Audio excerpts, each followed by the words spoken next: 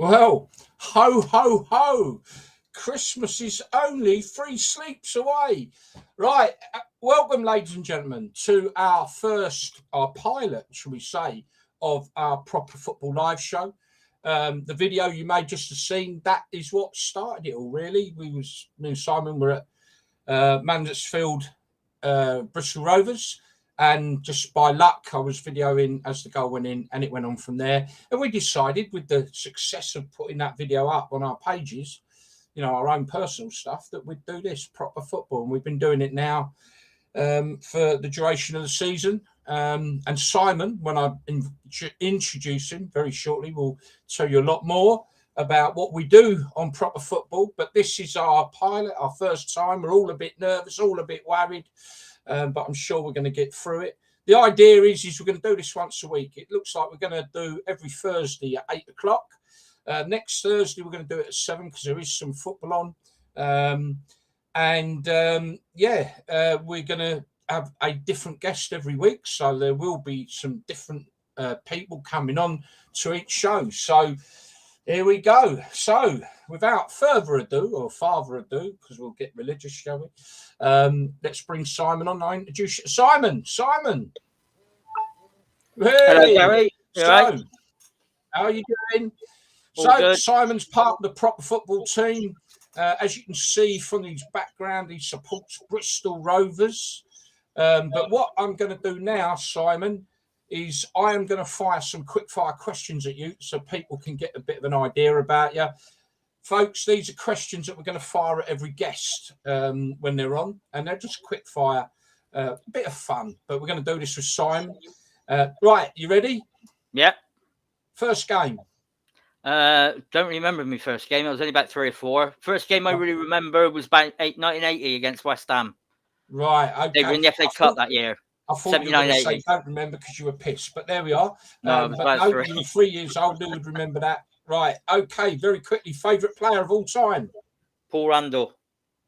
Paul Randall. My childhood Best beer in the way in. And it Best won't be beer in the way in. because they don't sell beer.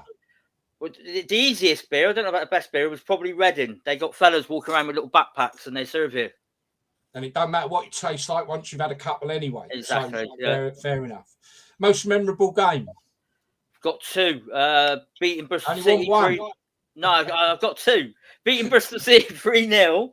Last home game of the season to gain promotion to what is now the Championship. And also Dagenham and Redbridge last game to get us promotion with the last kick of the game a couple of years back. Best away ground?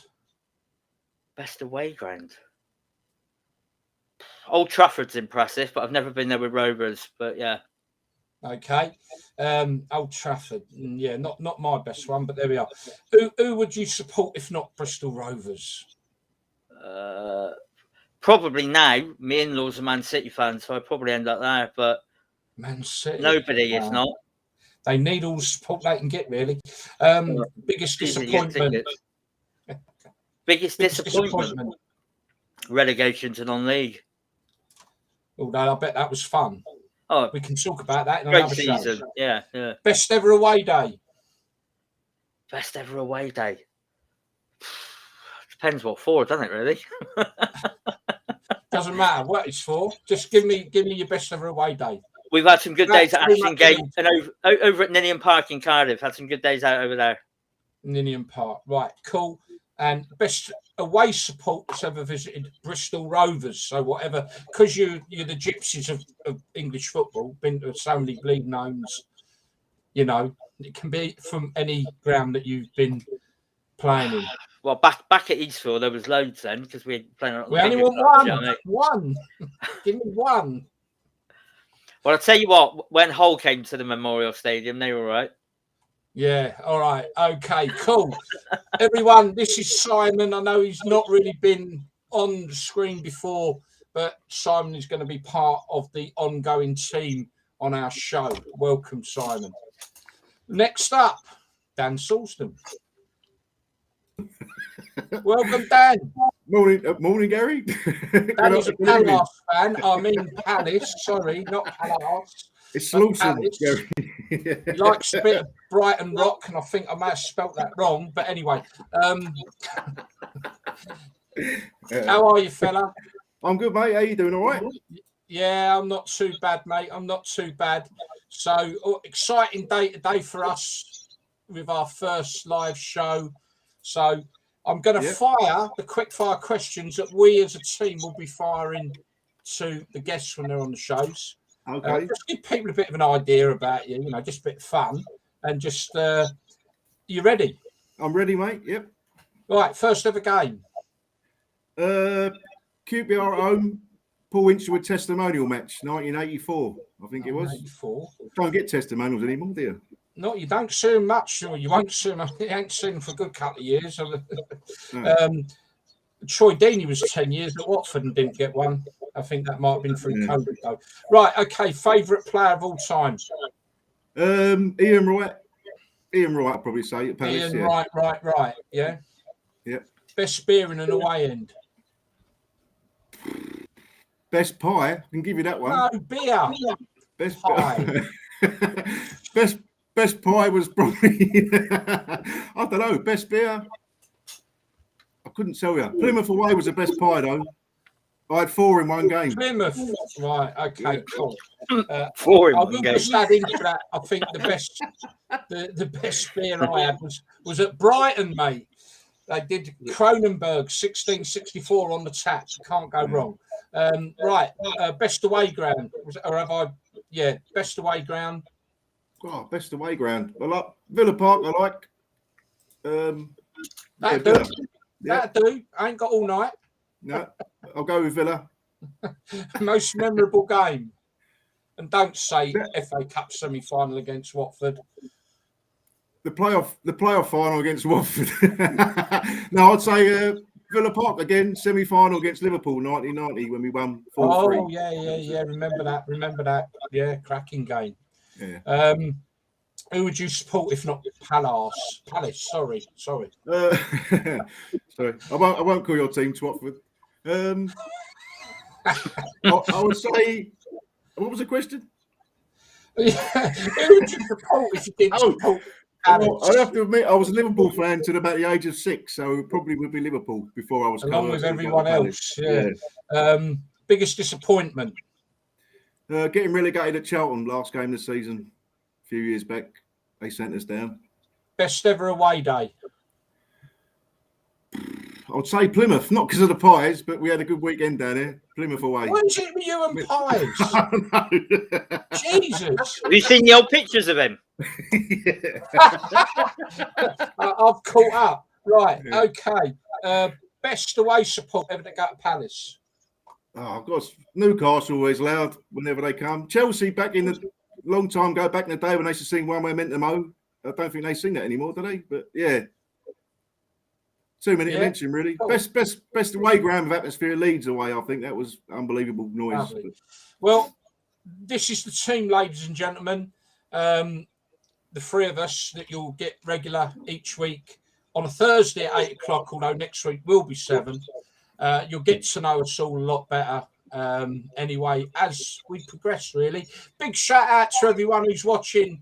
I see the messages have gone a bit mad, so get in. What we're going to do before we introduce our guest is I'm going to hand over to Simon now. Simon's going to give you a rundown of our platforms and how you can communicate and get involved with tonight's show and every show on from here. Simon.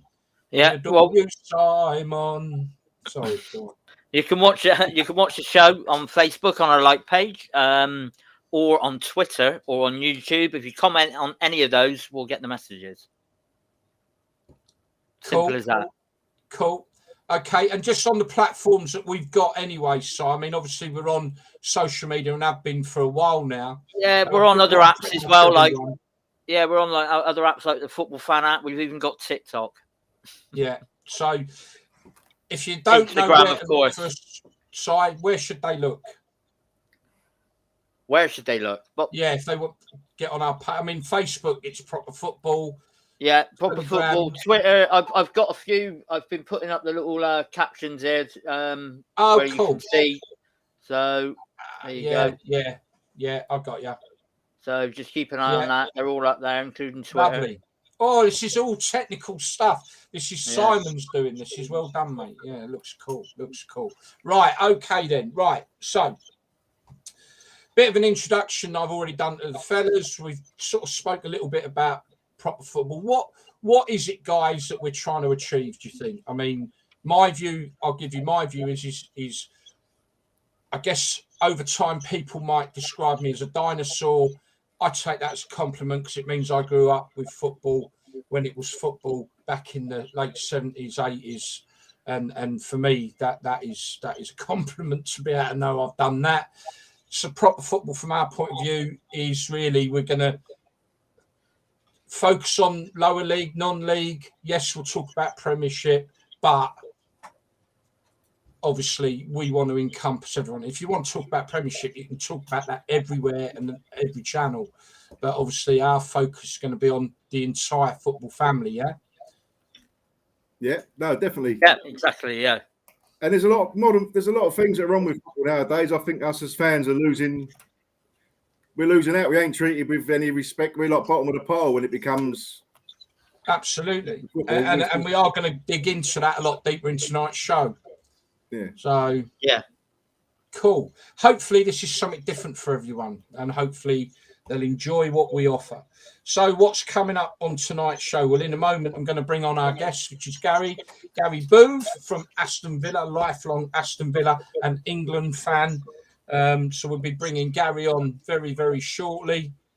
And then we'll be discussing the topic of the current situation with football and COVID. I guess we have to bring that in first.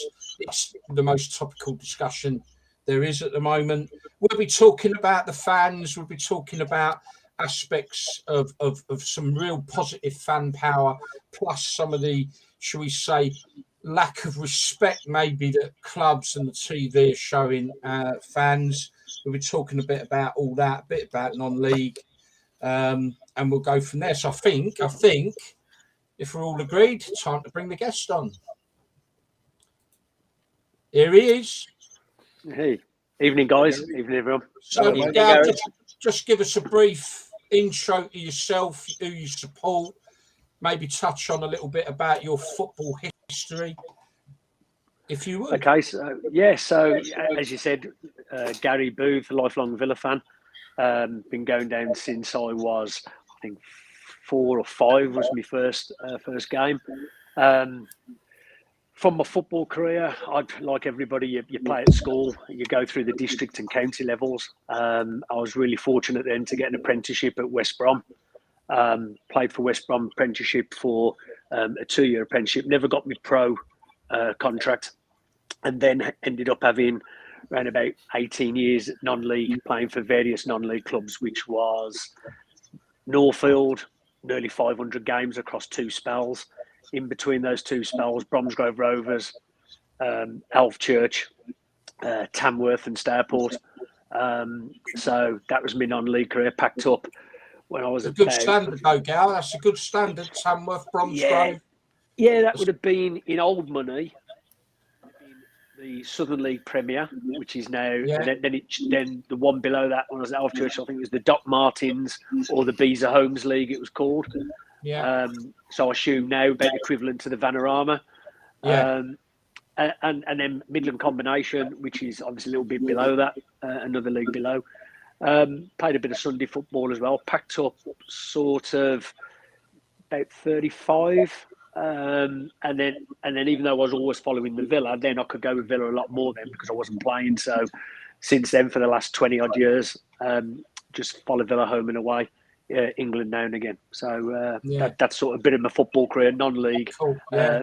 Good thing was followed it in the 80s, 70s, a bit like yourself, when football was proper, as we call it. And Proper football. There you go.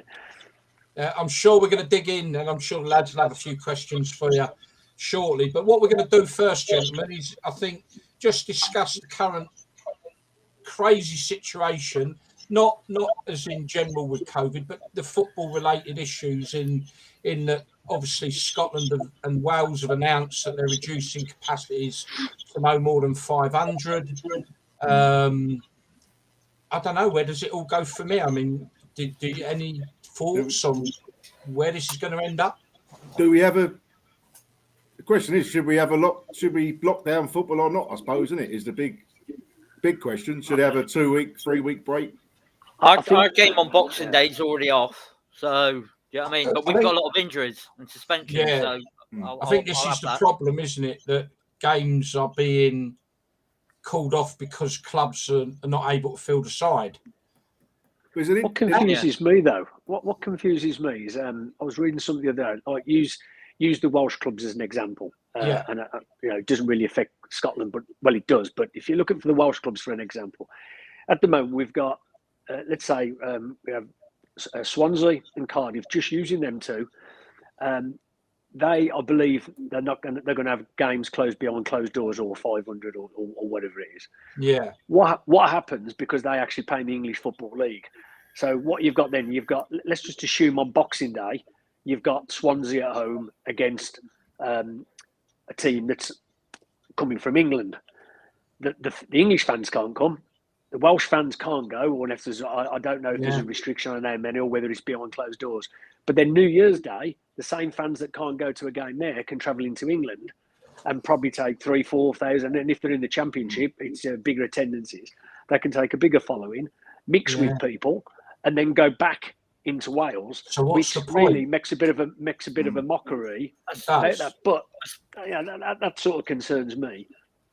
I suppose it depends if there is travel restrictions a lot, because there was during the last lockdown in Wales. People in Wales were restricted; they weren't allowed to travel out of Wales. Is that the case now or not? You know, not that I'm aware. No, the same. I mean, this is the problem again, isn't it? And I know we're talking in a broader spectrum, but you know, it's about Scotland doing one thing, Wales doing another, England doing another, and the communication that people get, you know, just doesn't seem adequate. It's not a level playing field, is it, Gary? It's as a football fan, what the hell's going on, sort of thing, you know? I see David Moyes because it's not a level playing field for all the clubs, like in the Premier League. West Ham, I think you got to have 14 in the Premier League. You have 14 players, including a goalkeeper, fit to play a game. If you haven't got that, they can call it off. But your squad includes all your players, and West Ham played Dynamo Zagreb a few weeks ago, and they played 5 youngsters. They played their youth team. But now that youth team is now classed as the first team squad. The first team. Yeah, correct. So that they would have to fill them players. If they're fit, they can't call the game off. But then you go the other end to Hereford. Think of that. So they've actually made a rod for their own back, really. Yeah, and if you go to the other end of the scale, Hereford, I think they're one below the National League. They're saying that they've actually signed, because they need the money. They need to pay the games. They've signed up all their youth team players. They've registered their youth team players as in the first team, so they can get round. I'm sure they can play. Yeah. So it's a big, but there's no level. It's not a level playing field. So I don't know.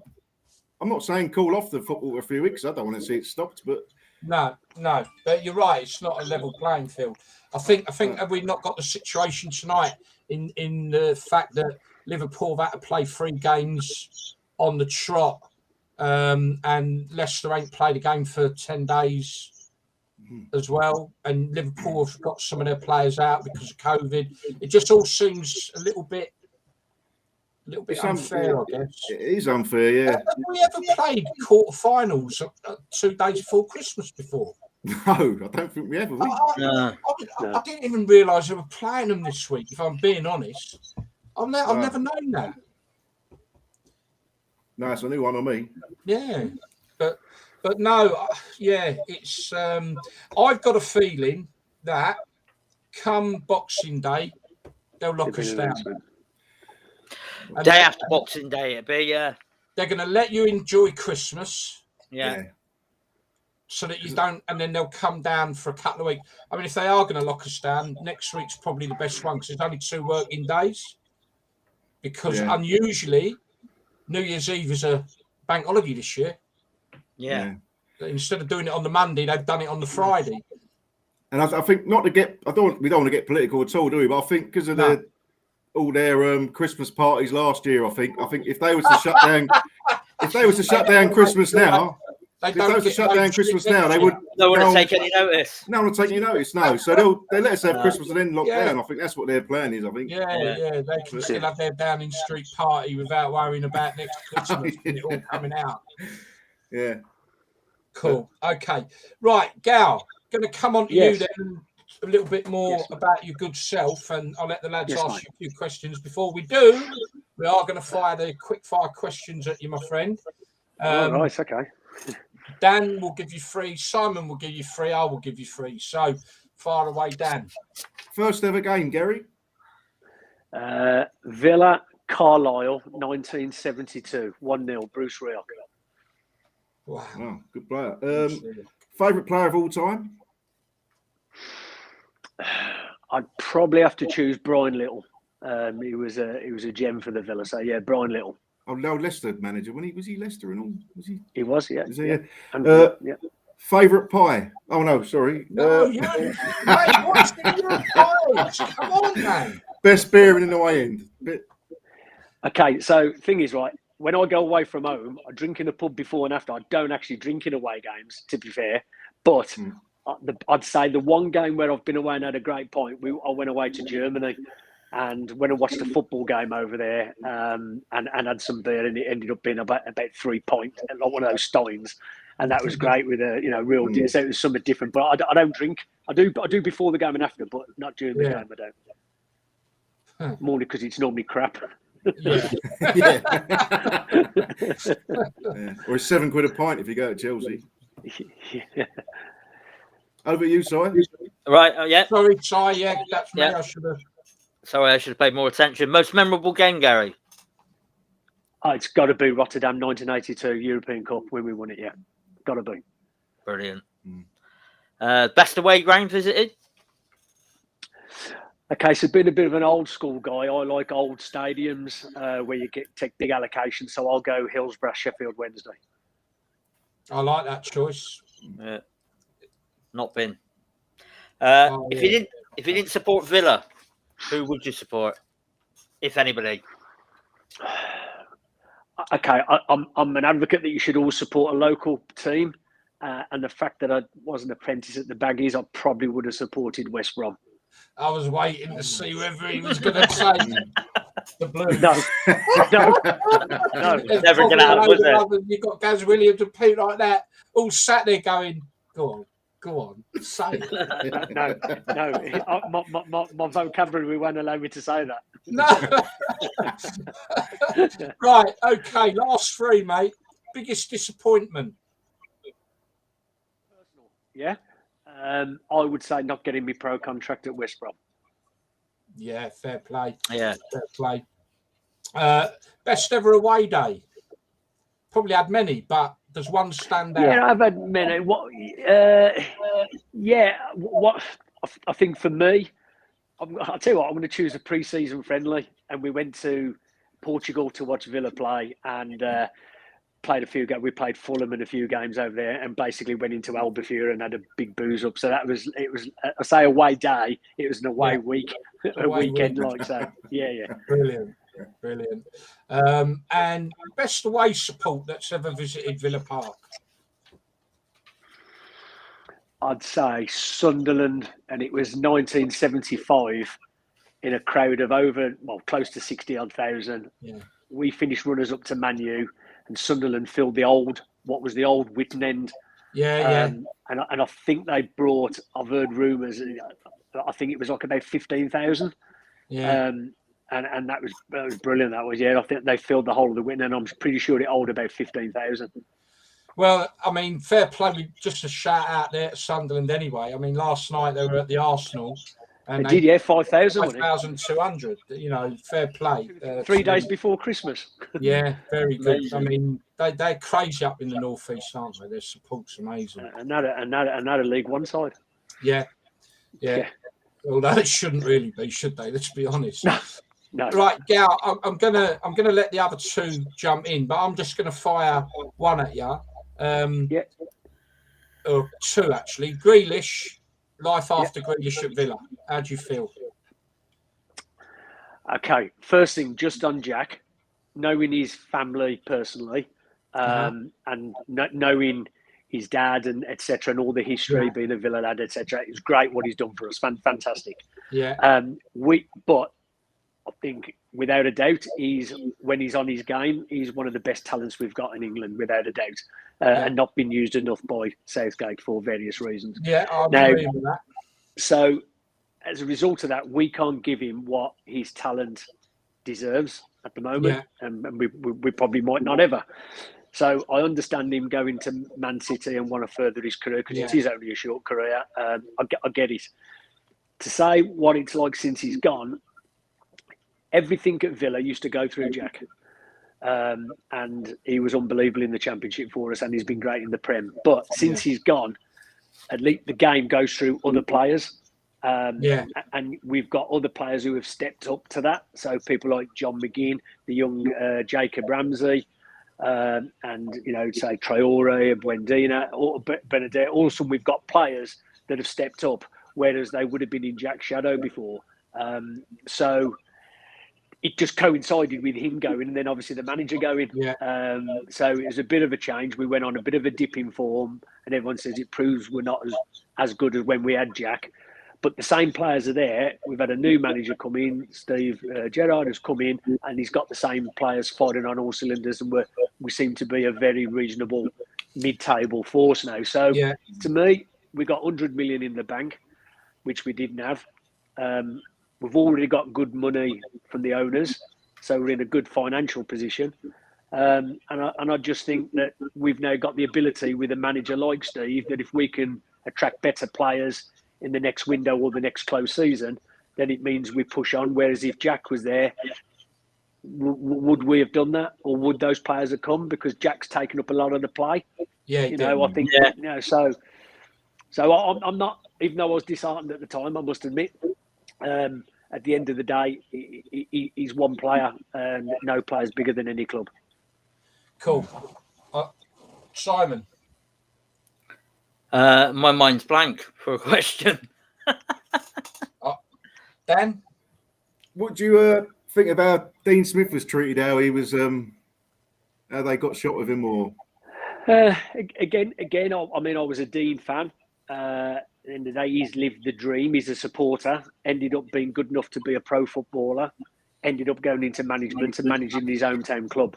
So for him, fantastic. And when he, how he managed us in the Championship and we went on that run was fantastic. Unfortunately, football nowadays, everybody knows it doesn't matter what club you support. Probably even more so in the Premier League, though, because of the microscope they're under. You start having a bad run of games, it doesn't matter whether you've been the best player, supported them all your life or whatever. If Liverpool lost 9 games on the trot, all of a sudden they'll be thinking Klopp's got to go. So it doesn't matter who it is, right? It's you're in a results business, and the fact that he lost 5 on the bounce, and the way he lost them, and the fact that other teams around us were going past us and we were dropping down because it was only Norwich, I think Newcastle, and probably one other down the bottom. We were going to the trapdoor, and the owners have said, "Well, we wanted European football last year, and you finished out one or two places outside it." So I think it was inevitable. I think after last year, because we stopped up by the skin of our teeth, the fact that it was then how close we were going to relegation zone I think they just pulled the button now and said, let's let the manager come in when he's got a transfer window and games in front of him to make a difference. Don't do it too late. So I think he had to go in the end. Yeah. But I think the pressure from like big radio stations and the media of it's 24-hour sports news. It's under pressure, isn't they? It's just constant. Then the fans get on the back, but Gerrard's come in and I think it's just been completely forgotten, hasn't it, by a lot of Villa fans or other fans. Time moves on, doesn't it? You just move on. Well, I mean, look, I was at Norwich away last Tuesday, so I travelled over, and fair play to the Villa fans. We all sang Dean Smith's name, and he put his hand up and saluted to the Villa. But at the end of the day, I didn't go there to support Dean Smith. I went there to support the Villa. So, we beat them 2-0, so I went home happy. Was it disappointing that we beat Dean Smith? No. I was happy that we beat Norwich. And at the end, football, you have just matter who you're playing against, does it? You just want your club to do well. But I'm sure he'll do well for Norwich. I must admit, I think he's got his work cut out because they look pretty poor. And I don't think he's got enough of a squad to do anything to keep him up, but I wish him all the best in the game. Yeah. I think Norwich didn't have a chance, whatever way you looked at it. However, since he has gone over to Norwich, they have pulled themselves back into the equation. So they're only 3 points off safety at the minute. There was a time just before Dean Smith went over there that Norwich were gone. I mean, I was saying, look, they're finished. They're already down. They've actually pulled themselves back into a better position, to be fair to them. And to be fair, he's only got to win 2 on the bounce, which is feasible. And they can do it. And every club will have a spell. They'll have a spell before the end of the close season because it's tight. 2 wins on the bench, and assuming those above you lose 2 on the bounce or a couple of draws, next thing you're out the bottom 3. So it's doable. You must be worried about Norwich winning a couple of games, Gal, with Watford down there, yeah? He's not fussed, is he? The season back in the Championship when he can go. People may criticise me, but I can't stand the Premier League. But there we are. Gerrard's a big enough club, but Gerrard's a great acquisition now, I think, for Villa. When I watched against Palace Villa, and it was solid, really solid team, well organised, and that was only his second game, wasn't it? Or his first game, I think. The second. Yeah, the big difference what he's done is he'll make. If Steven Gerrard is winning a game 1-0, he will set his team up and go about the rest of the game to try and quickly make it 2-0 and to try and put the game to bed. Whereas Dean, quite often, if we was 1-0 up, 10 minutes to go, would actually set the team up to defend that 1-0 and try and hang on, probably making substitutions late. Whereas Steve Gerrard will try and kill the game early. He's not afraid to change formation mid-match rather than keeping it the same. He'll change it, make subs early in the game. He commands respect because of who he is, but that doesn't make you a great manager. But when he talks, you listen. He's been a great player for England and Liverpool. I think we all agree on that. He's done well in Scotland, but I know everyone says, well, that's not the Premier League, but he still earned his stripes there, and he did it coming up, getting promotion, winning, and obviously stopping Celtic from winning the 10.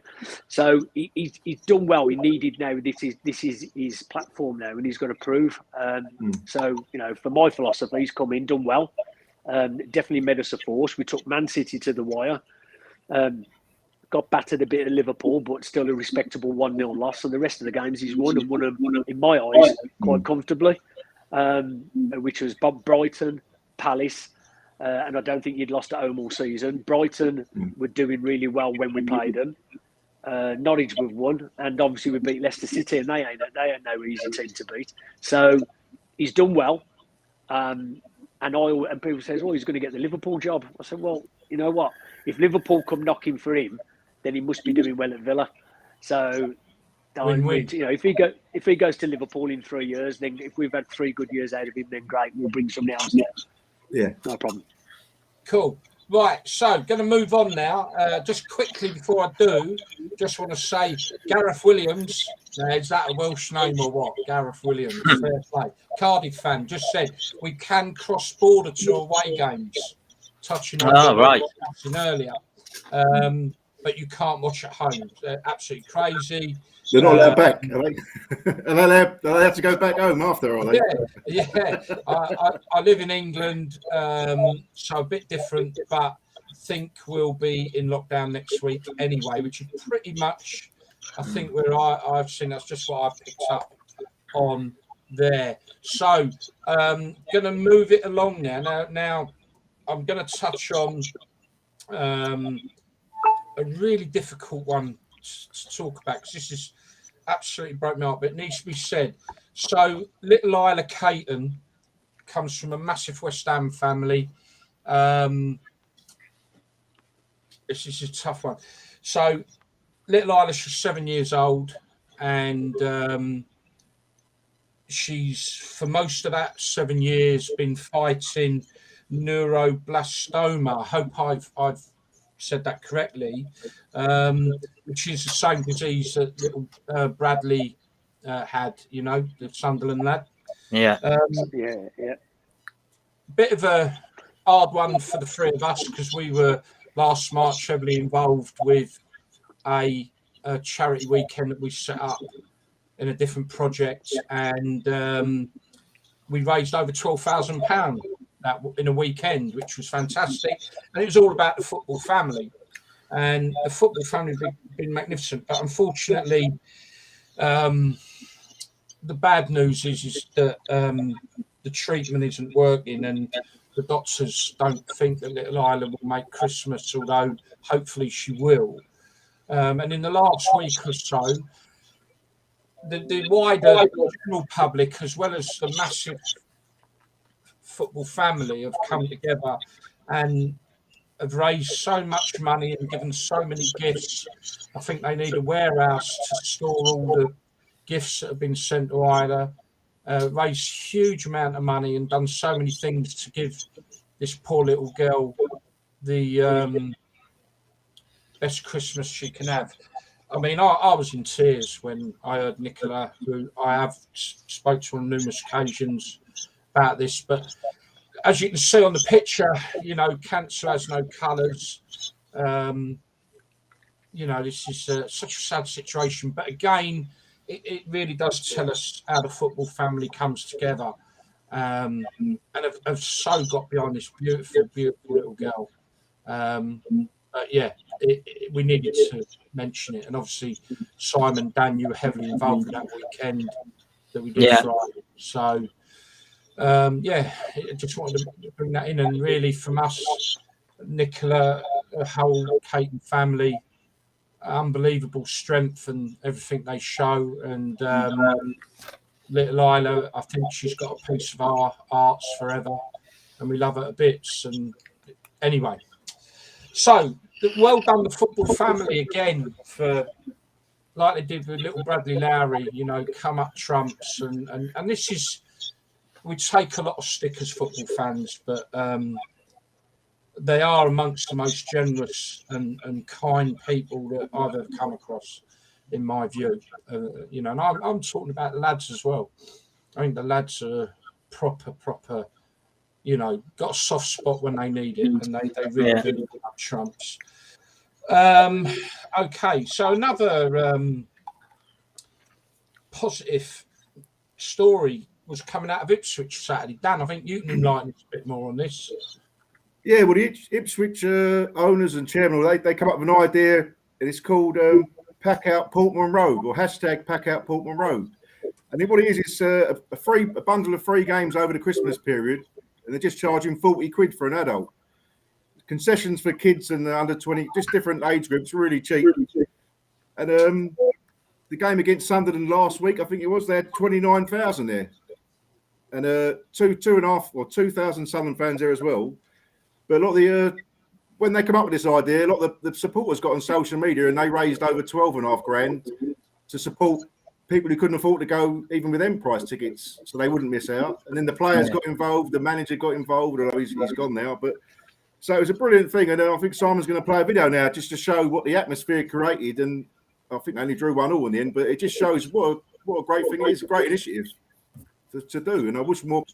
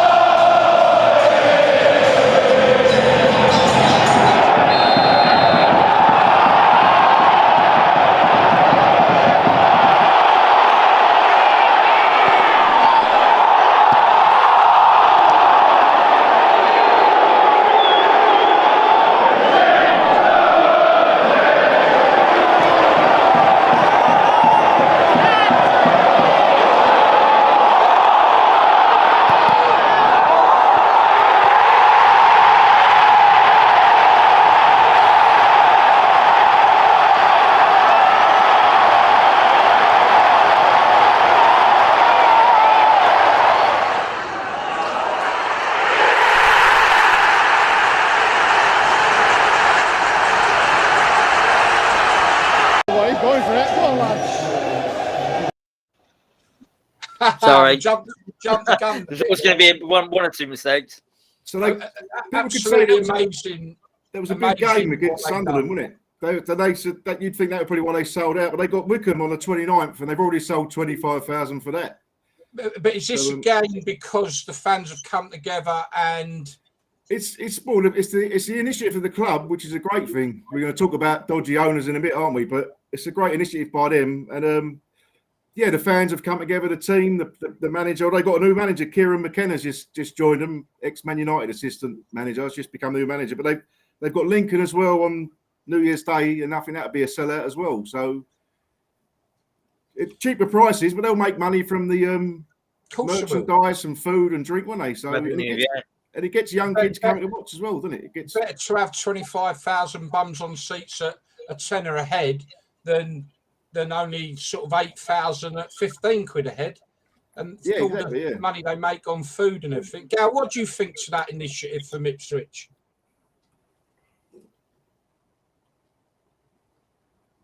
Can you hear me, mate? Our first technical issue. There's always going to be one or two. Hey? There was always going to be one or two. Mort calling Olsen. Bless him, he's trying. Bless him, he's trying. All right, look, we're going to have to move it along a bit, really. Can Simon bring us all back on?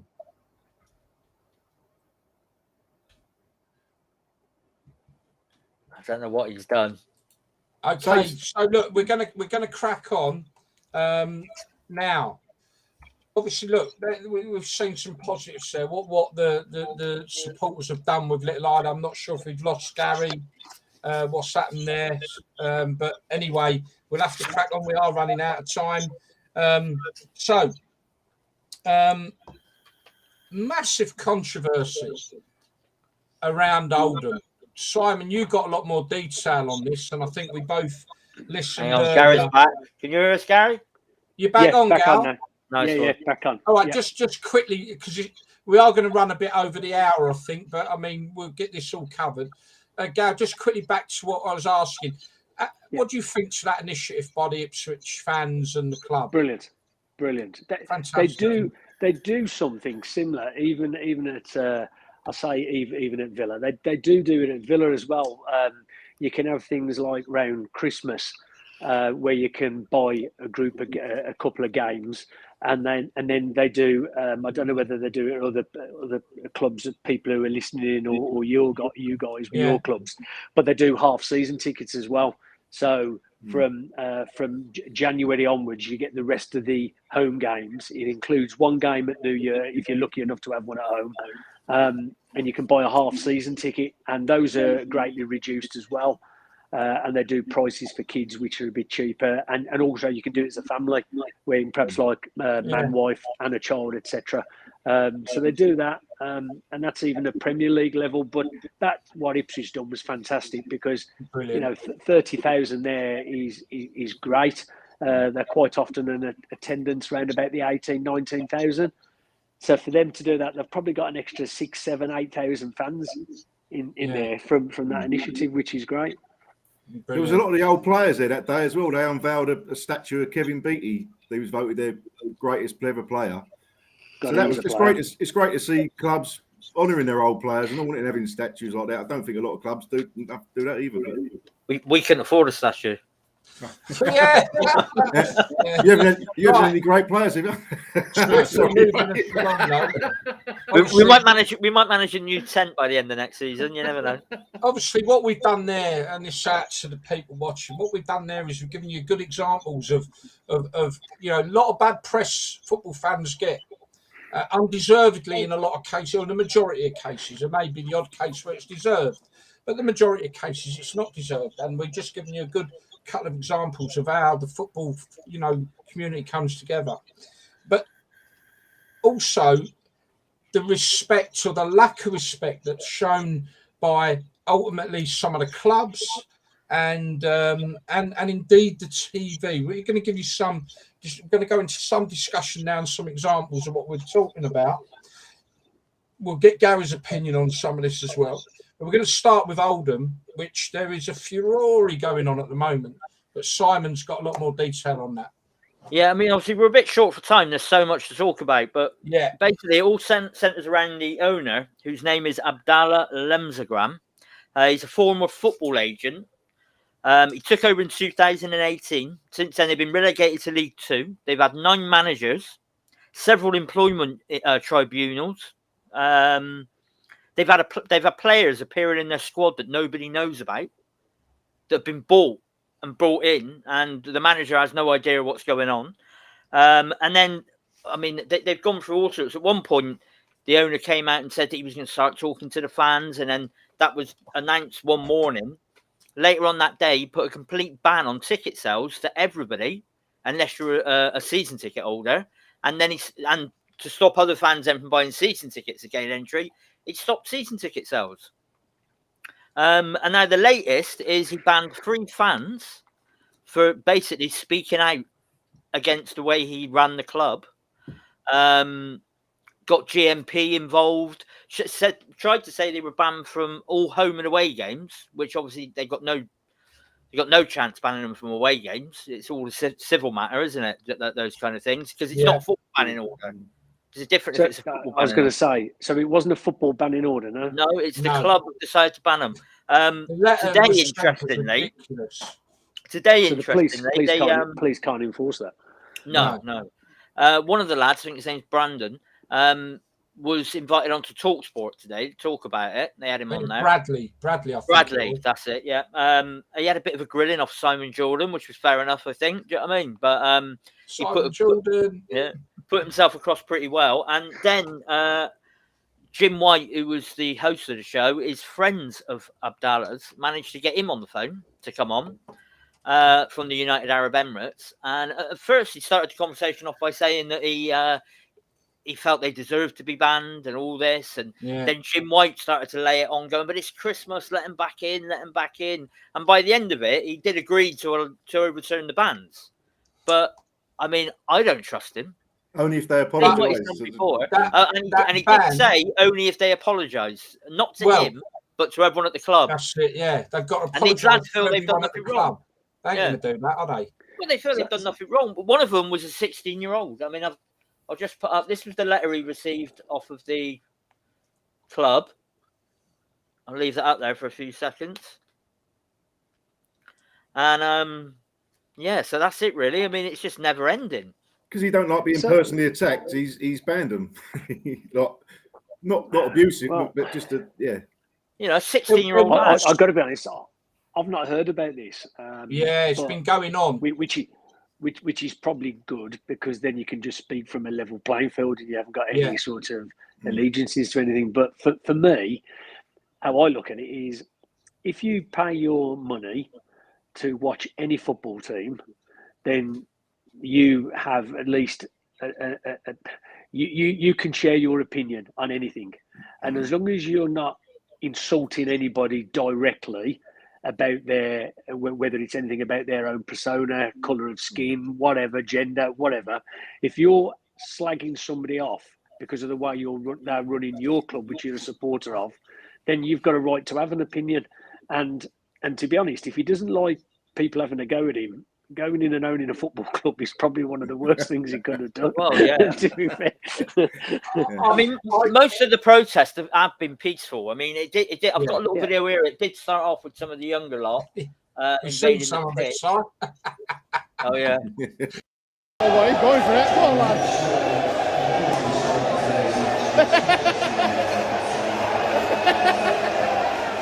Come on, lads.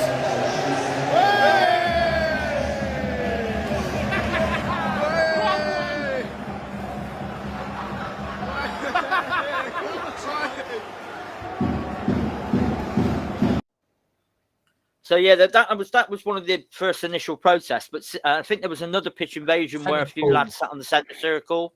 Yeah, but since then, no, that's York City. They have thrown tennis balls as well, I think, Oldham. But generally they've been peaceful protests, just banners being held up. I think they organised one game where they asked everybody to attend to show that the support's there, and then they organised another game where they asked people to stay away. Yeah. I don't think it necessarily worked too well, but you know, I listened to that show this morning. Obviously, I'll give you the nudge, didn't I? Say he was on. And he came across like a madman, the owner. He really did. Yeah, he was ranting on like a madman. Yeah. His English is really poor, so he's clearly not a homegrown person with a heritage in somewhere in the Middle East. You know, Arab Emirates. Really a man from Moroccan. The UK. Is he Moroccan? My view is that you've got people with money in the Middle East, and we know there are many very, very rich people. Now, some of them own some of the biggest clubs in the world, and I think there's an awful lot of them out there that buy up an English club like Oldham, and for them it's just another trinket on a little gold chain. It's a little trinket. Oh, look, I own an English football club, right? And for me, these people from abroad could never, ever understand the passion of them small communities, not knocking the bigger clubs like I say Watford and Palace and Villa, and even Bristol Rovers. You know, I'm on about these little clubs like Bury, like Oldham, like the little ones at Macclesfield, where the 3,000 or 4,000 fans that they now have are true hardcore local fans. These people could never understand the passion, what it means to the community, and what it means to these people. Yeah. And I think this is one of the problems. The guy doesn't understand what it means to own a small club in this country. I mean, on the other hand, though, trinket on his bracelet, mate. That's on the other hand, we've got an Arab owner from Jordan, Wala Tadi. He's come in and he's been amazing. He's been absolutely amazing. But I mean, he went to university in London in the 80s and stood on the terraces at Chelsea. That was his club. Oh yeah, but then exactly what you're saying is that this fella has come in. He's been over in this country for however many years, educating, been on the terraces at Chelsea. But these owners that probably have done it just for a little bit of a trophy. I think never understand. He hasn't been used to that by some because he hasn't thrown loads of money at it. But the day he took over, his exact words were "I'm not here for revolution, I'm here for evolution." And the club have evolved over the last few years. Slowly, admittedly, but we are evolving. I think it's the owners. It doesn't. I don't think it matters where they're from. Although you make a good point, Gabe. I think you get the owners at Bury come in. They had no interest in the Bury Football Club. They're just businessmen who wanted to make some money. No, I hear what you're saying. I'm basing it on what I heard and listened to this morning. And what I heard there was a man not of this country. Obviously don't, I presume, live in this country, who did not get it. He did not understand what the fans... Why people were disgruntled. He didn't understand the anger. And I think you've got some of these foreign owners that won't ever get... The top clubs is another story. But these lower league sides, where they're truly ingrained into that community, I'm not saying the bigger clubs aren't, but let's face it, a lot of the bigger clubs are massively diluted by the the hangers on and the as I call them, the half and half scarf brigade. There's something very unscrupulous about this bloke, and I'll say this allegedly, but it's what we don't get into trouble. I doubt if Abdullah's watching this, but he's based in the UAE. He's from Morocco, but he was an ex-football agent, So he's still got Well, contacts. that sums it up, doesn't it? But when he went to Nantes, Nantes, I keep saying Nantes in France. We've moved on to Savile now, have we? No. Nantes in France. He was friends with their chairman, and they was going to. He convinced the chairman to buy a guy called Kwesmi Mennik from Ajax for 400k. And the chairman's son tried to put him off, so he's not a very good player. Anyway, they bought him, and then straight away he was loaned to Oldham, which is a bit bizarre. And at the time, Abdullah was just the president at Oldham. So he came to Oldham. It was 11 grand a week, which is bizarre. It's a lot of money for Oldham. And he never hardly played a game. And there's been 100 players who've been at Oldham 100 players in 3 years at Oldham, and some of the players have never played. And the same with Nantes. There was a lot of players that he's connected with, and he signed a lot of players through agents from the Middle Eastern area to Oldham. So I'm not going to say what I think's going on there because I'll probably get into trouble, but there's something very unscrupulous with what owners do, what Abdullah's doing. Mate, he's a football agent. They're the reason football's in the mess it's in today. Yeah. But I'm not sure if this money is being, I don't know how I can put this without getting in trouble, but this money's being washed, maybe? I don't know. Just bringing in a message from Neil McDonald. Pompey's owner is a billionaire, but spends next to nothing. It's all just a plaything for them.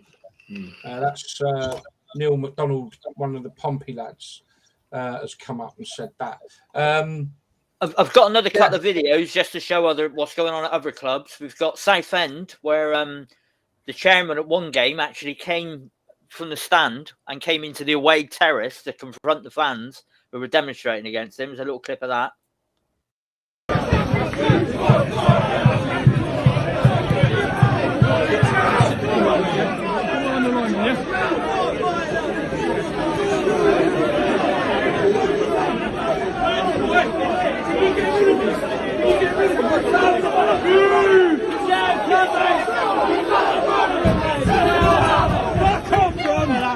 Get back in there, mate. You have to excuse the language in that clip. They were like Oompa Loompas in these videos, aren't they? All little tiny people.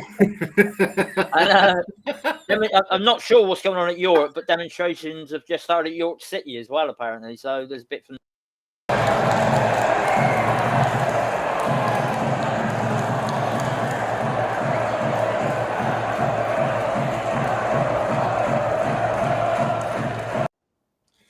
That's their brand new stadium, that, isn't it?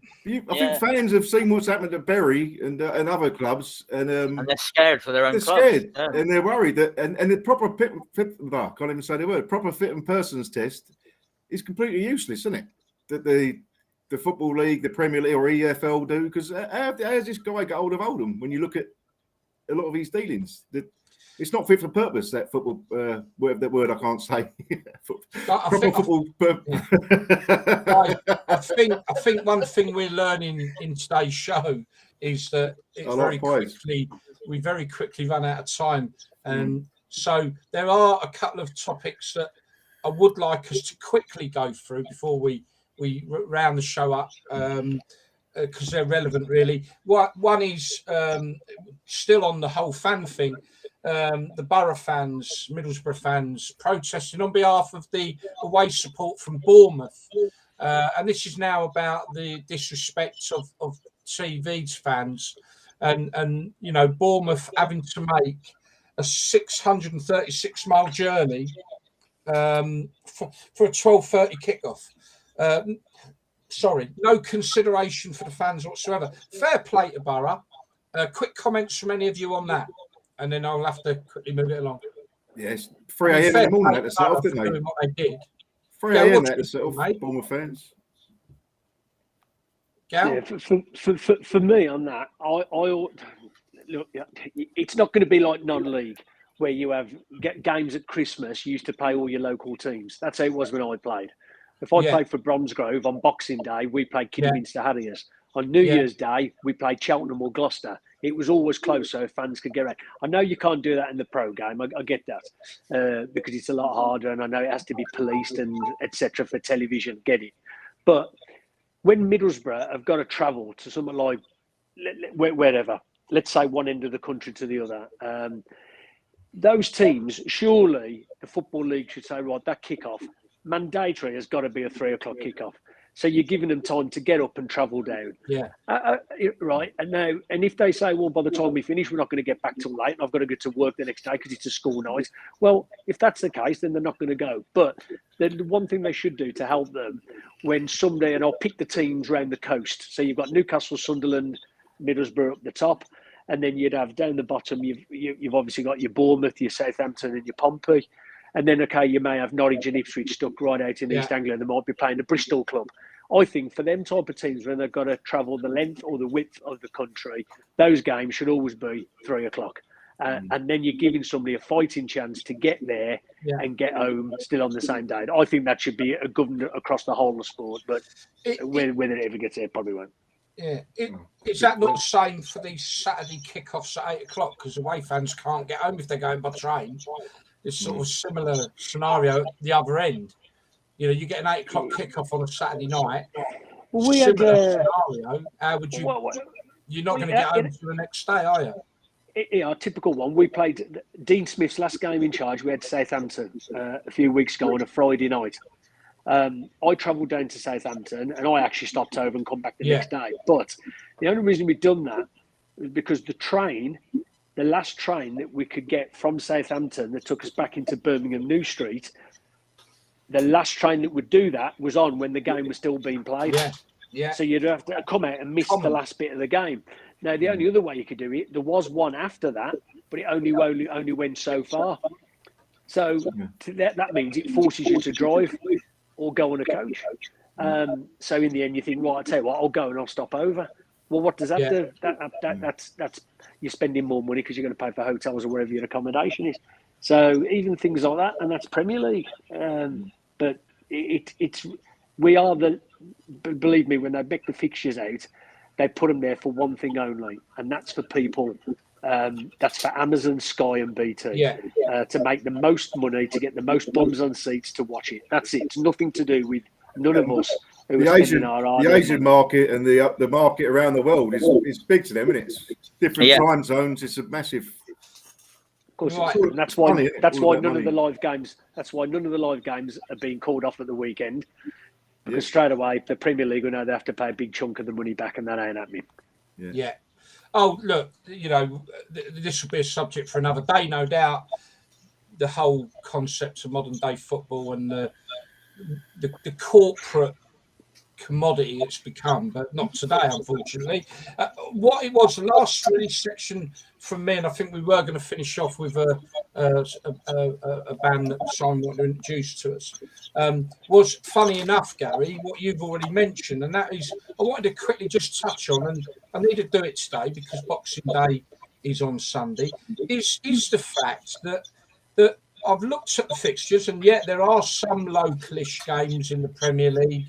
There's probably more than there are in the Championship. But when I look at the fixtures for Boxing Day and I recall back to the 80s, even in, you know, that was, as the song went, you know, we will fight forevermore because of Boxing Day. Every club had their derby on Boxing Day. Yeah, that's right. It was always, you know, and you know, a good example for you, Gary, is Watford are playing Wolves. Why shouldn't they play Villa? You know, on Boxing Day, and the whole idea back in the 80s was that it was for the fans, so that they could be with their families for as long as possible, and then travelling was, and it was all about the fans back then. And when I look down these leagues, and I mean, there is some awful fixtures for some people. Yeah, you know. Bear in mind, trains don't always run. Trains don't always run on Boxing Day. There's no train Boxing Day, is there? I blame the train. I blame the train drivers. I moved down into League One, and there is certainly a little bit more sensible fixtures. However, League Two in the same vein. But I think that's not actually thought through. I think that is just pure luck that there are some local games in them leagues. Because when I go down into non-league, they're all, other than maybe 2 games where it's impossible, they're all derby games, all of them. You know, they're all literally down into National League North, South. All of them have been deliberately placed together. You know they have, because it's every club, and the only ones that ain't are the ones that haven't got a local derby in that league, and so therefore they've got to, unfortunately, fulfil a fixture that isn't quite right. And I think it's such a shame that, again, something that we had in the 80s, and we all look forward to our Boxing Day fixtures because it was always we always played Luton. Always at Brighton. You know, but there you go. That was what I wanted to say. What are your thoughts on it? The non-league are shining their way through and still looking after the fans. We can't talk no more about non-league. We've gone over too long now. We will pick up the non-league discussion next week. What quickly your thoughts on Boxing Day fixtures? I know we've lost Gary now, but yeah, I mean, some of our best memories of the local derbies. Well, say it's not a local derby, but the rivalry with Brighton. We always had them Boxing Day. You could drive down, or they might even lay on a special train, even. But just great days out. That's what Boxing Day was for. You get back, you can still have your dinner. Get back early for family time, innit? Yeah. I think Dave. Hello, Dave in Ireland. How you doing, fella? He's just said QPR at Cardiff. That's local. Yeah. Well, there's no fans allowed, so they're, you know. Well, yeah. Dave, that fixture don't matter now because you're not allowed to go. Right, okay. Well, that's it. That's our first show. We've lost Gary. I'd just like to thank him so much for coming on to our first show, which was always going to be a little bit tongue-in-cheek. And things can only get better as the song goes. Your thoughts, Simon? Yeah, it's been good. It's been good. Just, I'm sure a lot of these topics will be brought up again and again because of they're you know, they're not relevant one week. They're just relevant. Dan, you know. No, it's been great. It'd be great if people who've been watching or will watch after it's been on live that can let us know what they want us to talk about in future weeks, or send us in bits and pieces. If anyone's got any videos or photographs or anything, even sort of like walk rounds of grounds, anything like that, if they want to send them in to us, we can feature them on our page, on our social media. Videos from Boxing Day games if they go ahead. Yeah. Anything like that. Yeah, and Dave's just corrected me. He was on about the fact, because he put CFC, he was meaning in the 80s, QPR played Chelsea. Chelsea, right, yeah. It is a shame. It is another example of the fans really suffer from the corporate world that football has become. It's not a supporters game anymore, I'm afraid. Look, everyone, I hope you've enjoyed the show. We are going to want to see more involvement, let you guys get more involved. We're finding our way through how we work with the messages and everything else. Please keep coming on to the shows for us and get involved. That's the key. Get involved. We will open up an email address for everyone that you can email if you didn't want to put a message on one of the platforms. Well, that's it, chaps. I believe we are going to go live next Thursday at 7:00. Hey. Just really... Oh, no, 7. Sorry? Oh, no, 7 next week, yeah. We've got some football games next week. Just really to say as well, good luck to the 6 teams that are playing in the quarterfinals of the League Cup. Massive game, which is 0-0 at the moment, which is Tottenham against West Ham. Liverpool at home to Leicester. It is currently 2-1 to Leicester, by the way. Only 20 minutes gone as well, and it's 2-1 to Leicester. And it's Brentford 0, Chelsea 0 in the West London derby. We've just been talking about derbies. That could have been a derby on Boxing Day. Right. Okay. That's it, everyone. Thank you for tuning in. Please tune in on Thursday at 7:00, and we will reveal our next guest then. Thank you. Big thank you to Gary Booth of Aston Villa. Thank you so much, mate. Been great input from your good self. So, Simon, Dan, it's good night from me.